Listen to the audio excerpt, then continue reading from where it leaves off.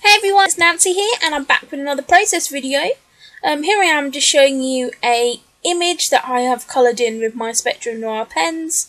One of the things in buying these pens, I really wanted to try and use some of the images on layouts, not just on cards and things like that. I am buying them to sort of do my Christmas cards. That was my original plan. I did use like an image like that on a layout a while back and I really liked how it looked, so I think they're going to come in really handy, and I also may use them in some kind of art journal.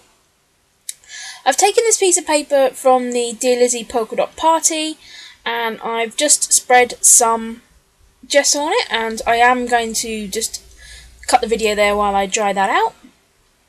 I'm now just adding some espresso Adirondack, that word that I can't say, sort of colour wash, and I'm trying to kind of drip that down on the back because I wanted to get some kind of sort of runs sort of it going.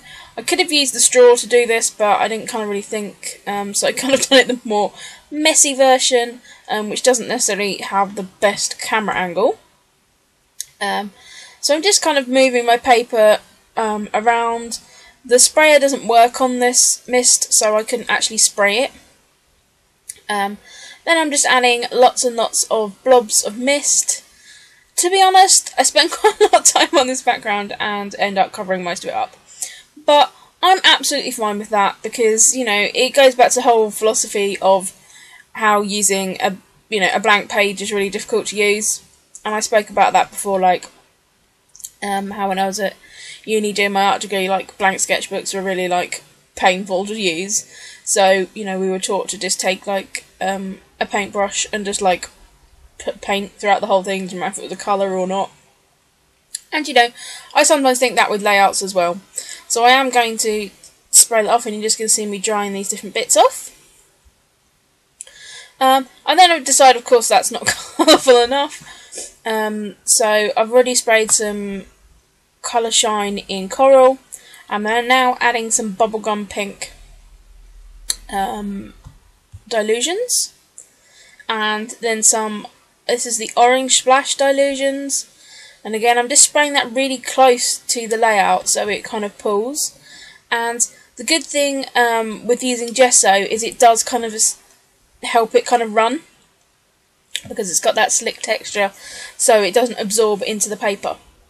So, of course, I dry that up, and now I'm going to start with my actual kind of pictures. So, what I've done is I have coloured this image. I cannot remember off the top of my head now who the image is by, but I will, if I remember, use a link, leave a link below to say where that image is from. If I don't and you want to know, please do just fire me off a message in the comments and I'll let you know. So this is a picture of my first pumpkin spice latte of the season, and so this little image of this girl having a coffee, and I love it because there's like a little skull in the cup, and a little skull from the steam coming up, and we all know I love skulls. So I had real fun colouring that image in. I know it's like not astounding and perfect, and I know people out there like colour amazing, but you know, I really just enjoy the the sort of time of colouring, and I find it really relaxing. You know, and I wanted to find a use for them because, you know, colouring in all these images is great, but you know, I am starting to send like cards and stuff out, so that is one way of using them up. I do, you know, I am actually getting into card making a little bit. I don't think I'll ever be some of the standards of the cards and stuff I see out there. I do appreciate anyone who like left links for people to like look videos on YouTube. There is quite a lot of stuff on Copics, and of course I'm not using Copics, but a lot of the techniques, you know, sort of are transferable. So what I'm doing now is just creating some layers in the background, and I am using the Coffee Break collection from Prima. As I said when I shared this in my haul recently, That was a very long video, so you may not have seen it. I really wanted this collection, and I was a little bit concerned that it didn't kind of fit with my style. But I strongly believe that you can make anything kind of work. And so all I'm doing is kind of just layering up these bits behind. In a swap that me and Carrie did, she had some of the wood veneers that she got from that collection. And so she sent me some of those, and I kind of sent them some of the journaling cards in return.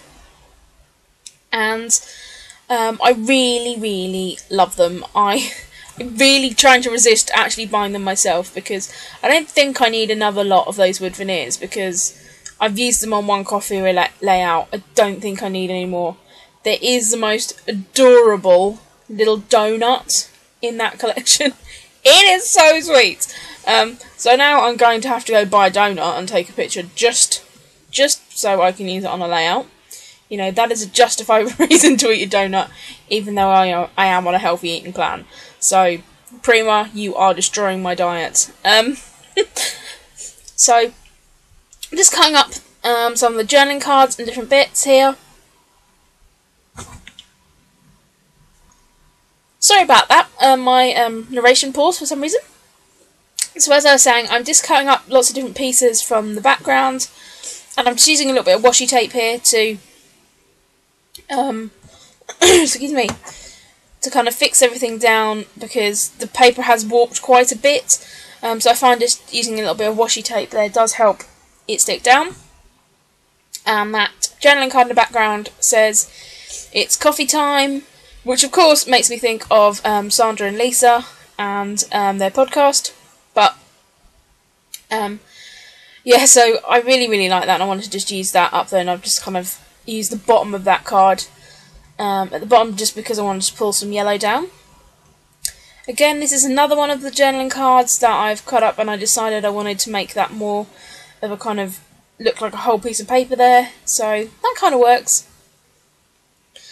And so I'm now pulling out these old darling bits and pieces. I've had these for quite a while in my stash, and I'm trying to use them up.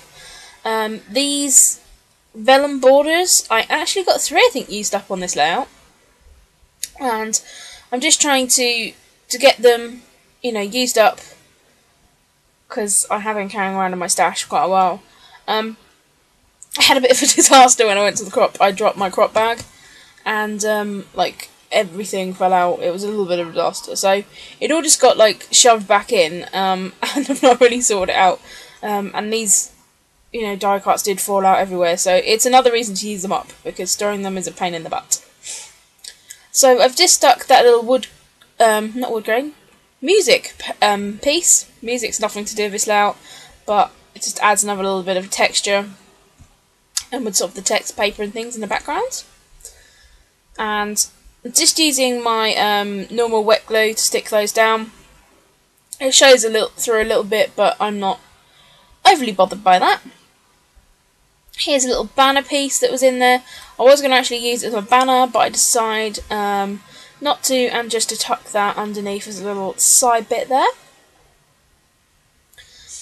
And I'm aware that, you know, the image is kind of quite bright coloured and the photo is kind of quite dark, but at the finished layout I actually think it works quite well. I know I've covered up a lot of that kind of background texture that I created, but as I said, I'm fine with that. I think that's kind of sometimes part of the course, really. It still shows the drips at the bottom, and I do then add some misting at the end, which kind of ties everything back together. So I'm just looking at some different bits here that I can add to bring in some pops of brighter colour. And again, I'm just looking through those Oh Darling, and this is the die cut pieces, which had also the resin bows and things in.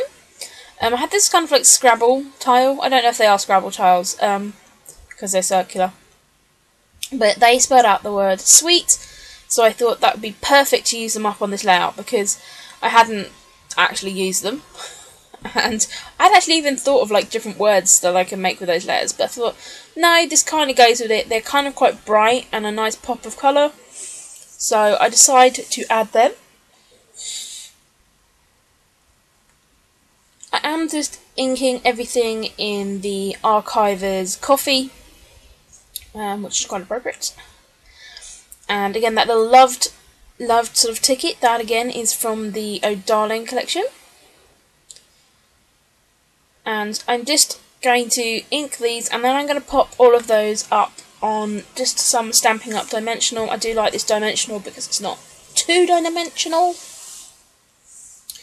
And I'm just going to add that at the bottom there, because there was a kind of a little bit of a weird sort of space from all the layers. But it works quite well, and like I say, it just kind of like draws that pink down into that area. And it's got that really cute little coffee pot wood veneer, which is adorable. And I love that little cup with the heart as well, and the one that says coffee time.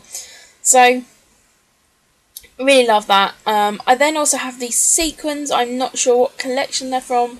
Again, Carrie sent them to me, and I think they might be Teresa Collins. I might be making that up.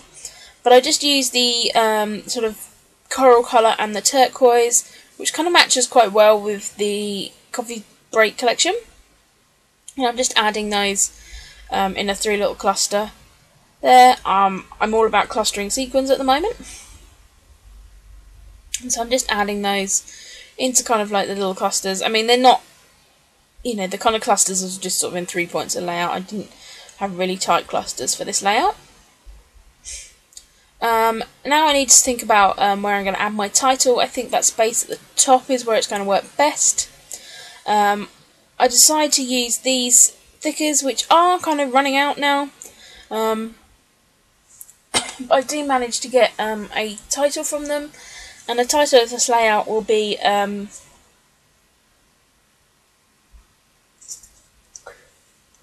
sorry about that, guys, it paused again. So as I was saying, the title is PSL Love, so Pumpkin Spice Latte Love. I didn't have an E, but I had an F, so I managed to cut that down to make it look like an E, and it actually worked okay. And then just adding that there above the photo, and again it's another pop of pink, which, you know, ties in really well with the rest of the layout.